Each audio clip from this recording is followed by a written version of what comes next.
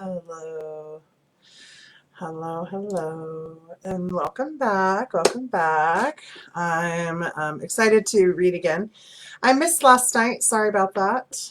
I had sessions actually scheduled pretty much all day long until I didn't finish my sessions and meetings with clients until 9, which left me closing out my emails and all of my work stuff till 10, which meant I did not come and read last night. So we skipped a chapter. Let's see how far we get tonight. I'm kind of just going to quickly scan ahead. This chapter is an intense one, and most of the chapters tend to be about 10 pages long, but this one and the next one together are a total of let's see,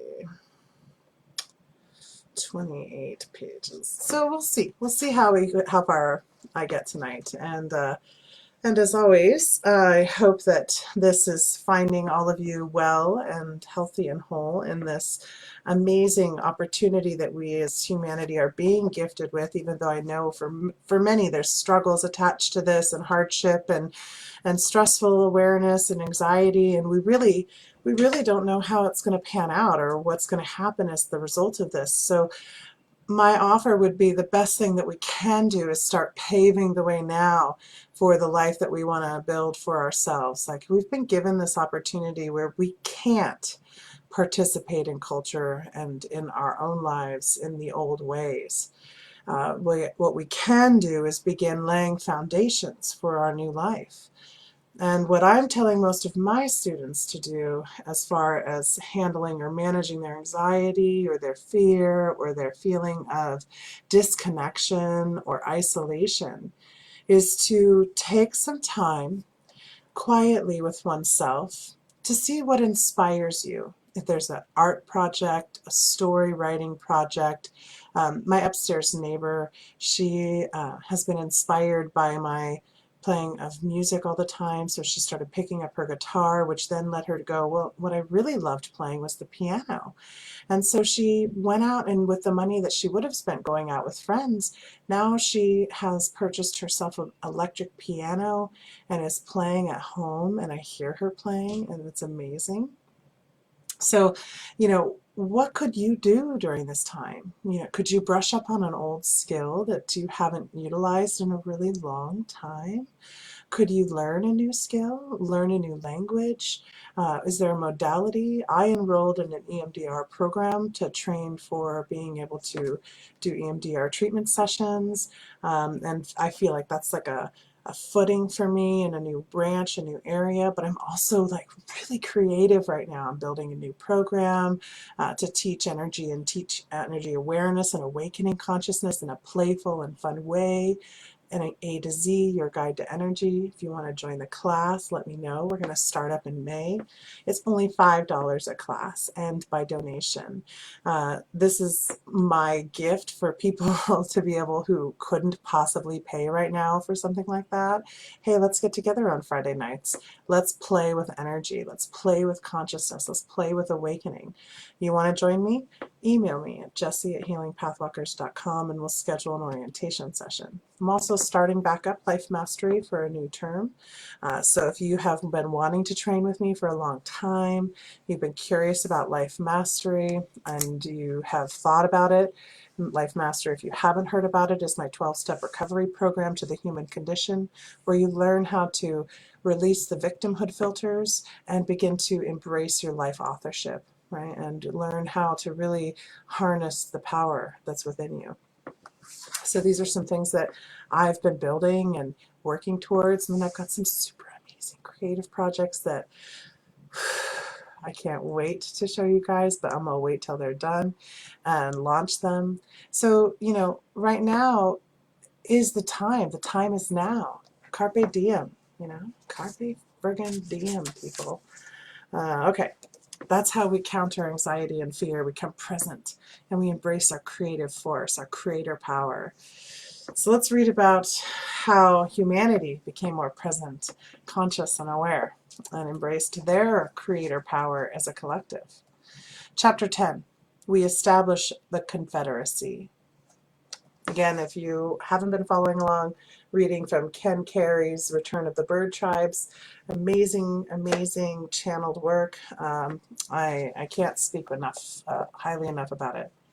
I'm reading it with you. This is my first read through. We're discovering it together, so forgive me if I mispronounce any of these amazing names.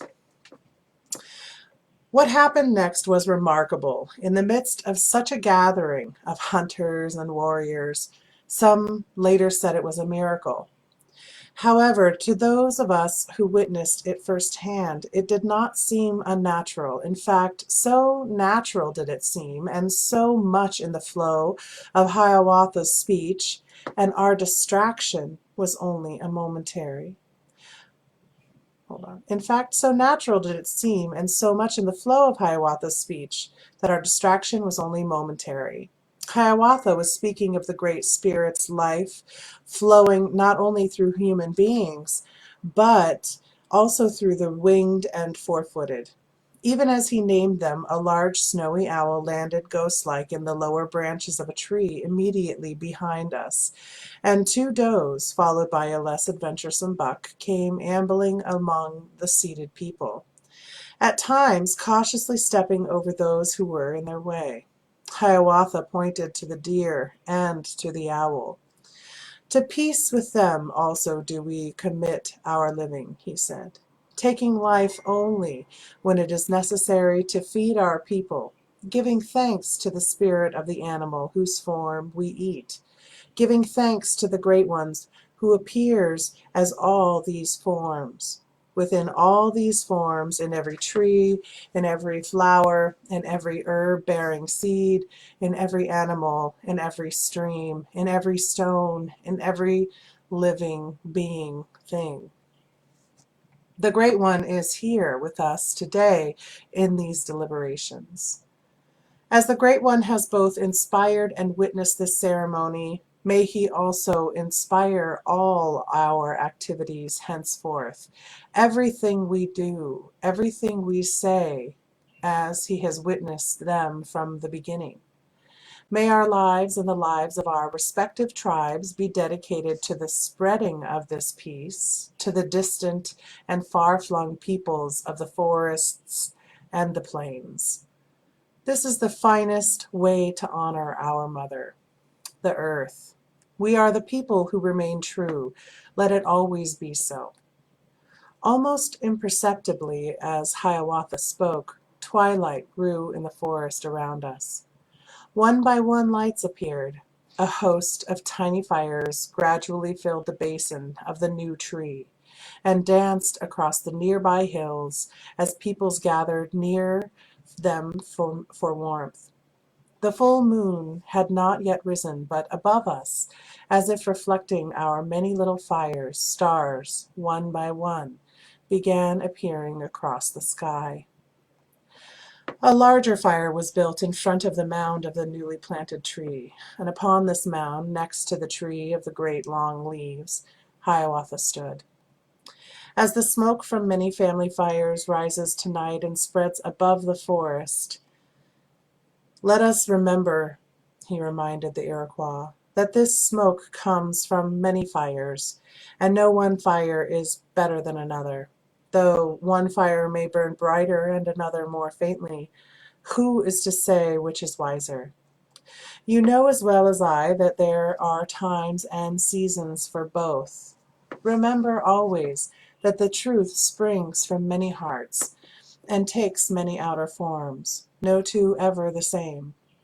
One of the Great Spirit, we shall have no one leader, nor one ruling family, nor a class of ruling shamans. For such traditions are warrior traditions and not the traditions of the Ongwehonwe. Let such customs be buried with our weapons. Let them lie forgotten beside the tree that is no more. Under the tree of the great long leaves, the new tree, flowering in our hearts, there is but one leader, but one chief, Wakantanka, the great creator, the eternal one, who shines in the light of every star and burns in the fire of the sun. Know, my people, that one lives in you. Do not diminish the sunlight by giving your power away to another. From this day forward, let all Iroquois speaking people recognize the hierarchy makes sterile soil in which the tree of peace withers and soon dies. Wherever you have the entrenched leadership of one man or a small ruling elite, you have a society structured according to the ways of violence. Such a society is camped under the very branches of the tree of war. Violence is the root of hierarchical society. Such societies will never know peace. Their people will always be restless at war, if not with others, then within themselves. There is no hierarchy in God's sight. Such foolishness is unknown among the healthy tribes. Let no man be a leader for a lifetime, for I say to you, if any man has been a leader too long, he has clearly failed. The leader that wields the power and the magic of the Great One is leader only for a particular purpose, a particular moment, leader only for a season or a project or a journey. Not one of the geese I hear passing above is so foolish as to try to fly forever before the flock. His wings would quickly tire, and he would surely fall. A spirit of such disorder would have nowhere to look for followers, except perhaps in the nether regions here, said Hiawatha, stamping his foot on the mound, where these weapons and their ways are better forgotten. Let none of you think of yourselves as pupils, disciples, or students of either myself or Dagnoida. For one who thinks of himself as a student never becomes greater than his master, and one who thinks herself as a follower shall never excel her leader. Every one of you is capable of accomplishing all that we have accomplished here, and considerably more. What we have brought about during these last 5 years is but a small thing compared to what you will accomplish in the times to come.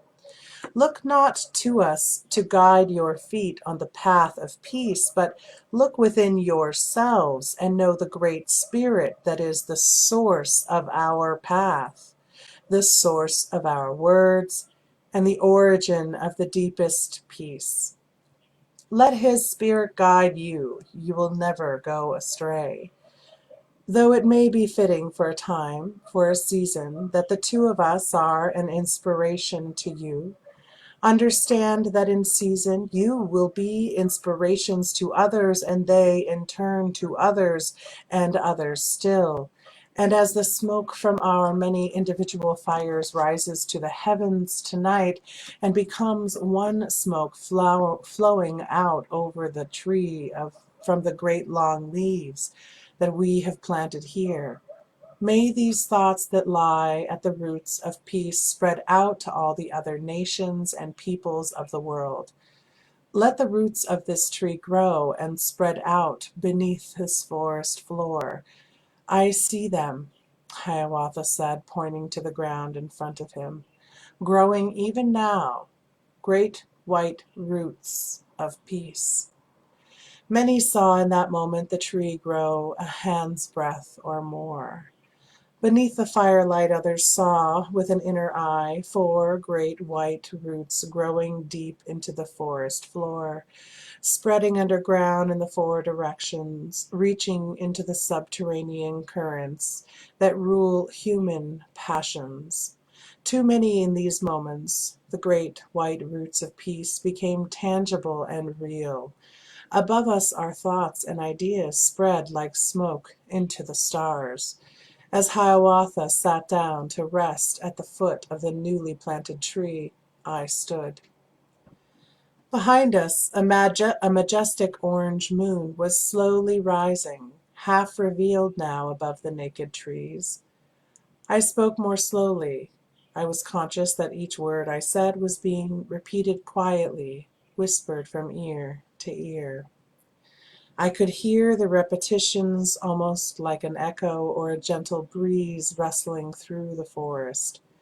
I asked that one arrow be given to Hiawatha from each of the 5 assembled nations. All present could see the arrows one by one brought to the top of the mound and ceremoniously placed in Hiawatha's outstretched hand.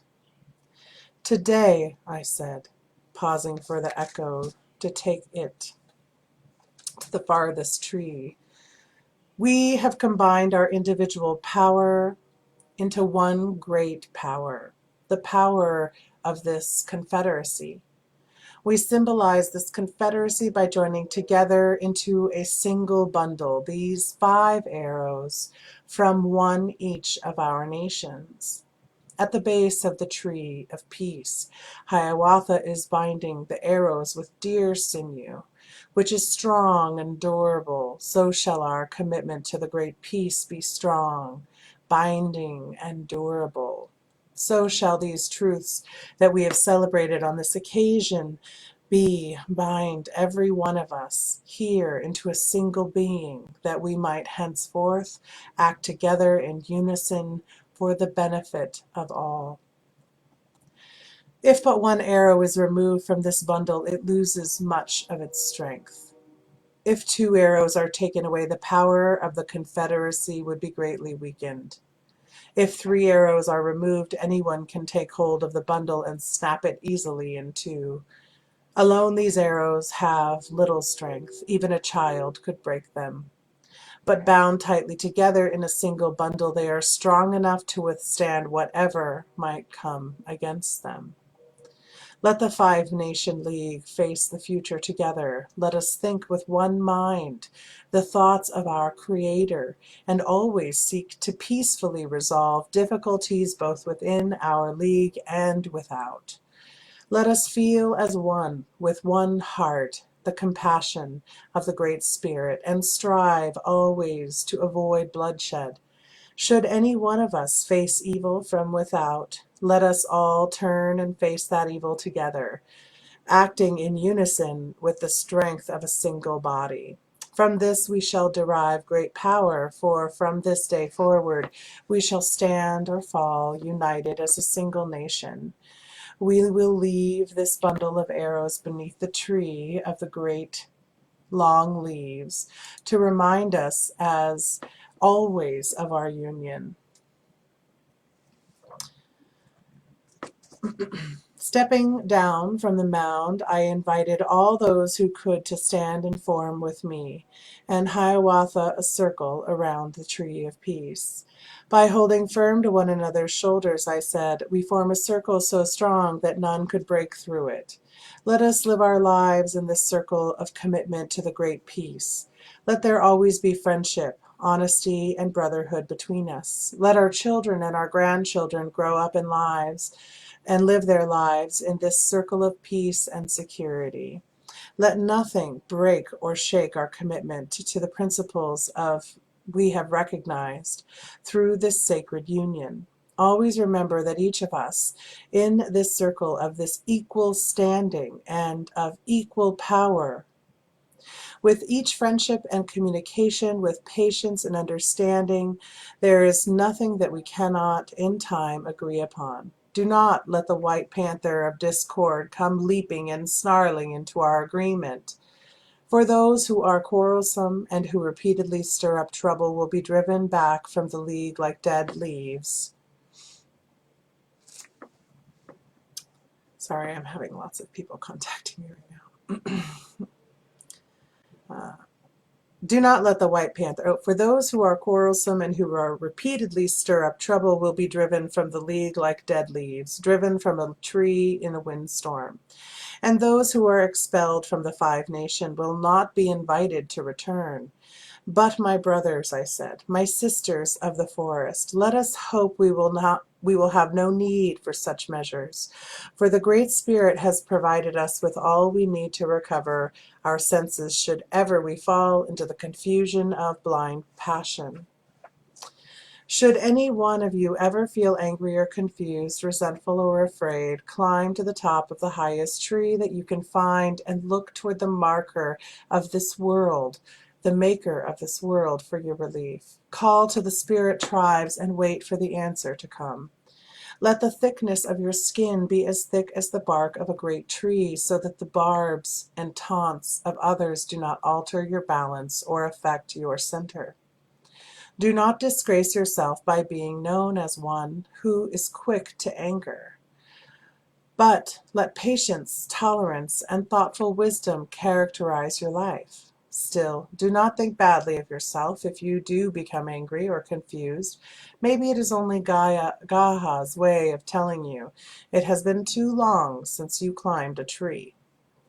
These passions are something that we all must face in the course of a walk upon the earth. But remember, we face nothing alone anymore, for this circle has joined us forever. You shall have no trouble that is not also my trouble, nor any joy that is not also my own. I say this from my heart, and there are 1,000 others with us here tonight who are in their hearts say the same thing. If 1,000 say this to you tonight, how many more will say it to you in the years to come? Remember that help is always at hand. You have friends in the higher worlds who will come whenever you call, and you have friends in this world that will do the same. From the highest tree call out to the truth of your spirit, and know that always, always friends will come. Then amidst a rouse of chorus of agreement, the circle disbanded, and I resumed my place beside Hiawatha on top of the mound. If any man or any nation, I continued, shall desire peace within his heart, let that man or let that nation trace the great white roots of peace to their single source, in the being of the one great eternal Spirit, whose presence lives within each beating heart. Let them take shelter beneath the long leaves of the flowering trees of peace. Let them live their lives in the shelter of these truths. For those who abide by these ways and principles will be upheld and cared for. Their families will prosper and become a blessing to their tribes, to the four-footed, to the winged, and to the people of every nation they encounter.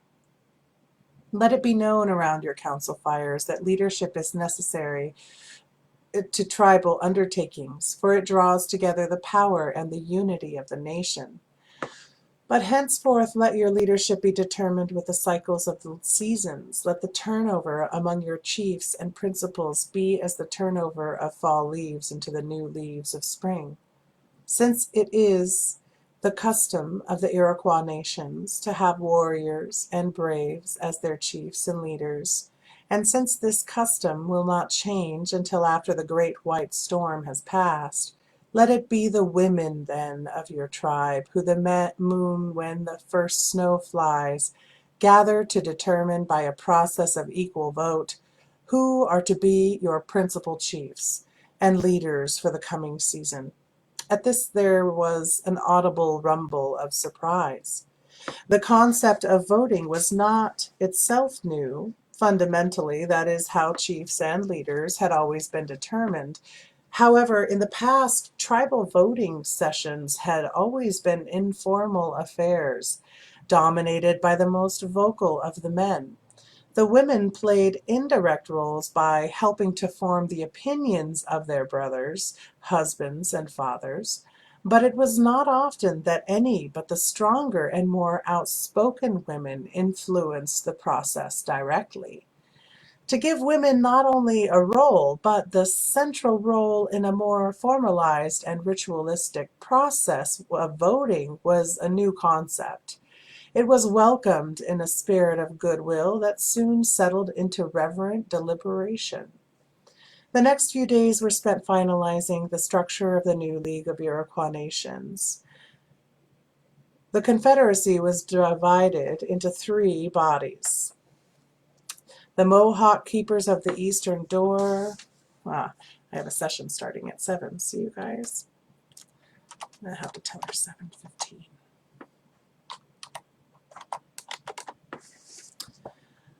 So we won't get past this chapter. During all deliberations, open debate was encouraged among all 50 tribal leaders, or sachems, 10 of whom were elected to represent the people of each of the 5 founding tribes. However, once a decision became the official policy of the League, the sachems made it a matter of strict honor to put aside their personal viewpoints and fully support the final decision.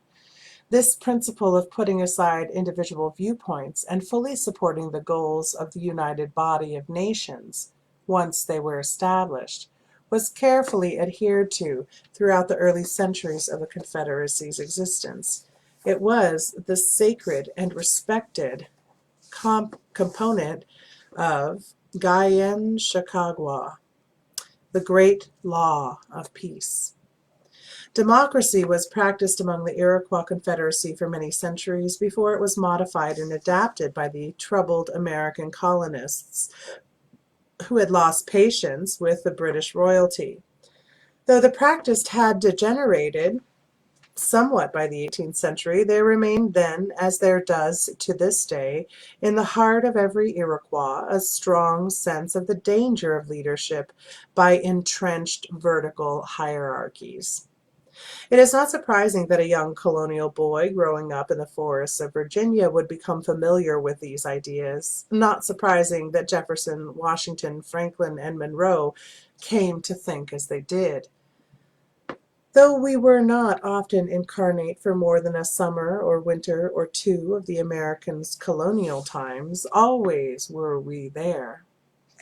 From within every tree, from the blossoms of every flower, from the eyes of the birds and children, we watched these colonists. It was we who gave our venison to the tables, we who influenced their dreams, and we who thought Jefferson and others assisted in the firm and absolute rejection of aristocracy on American soil.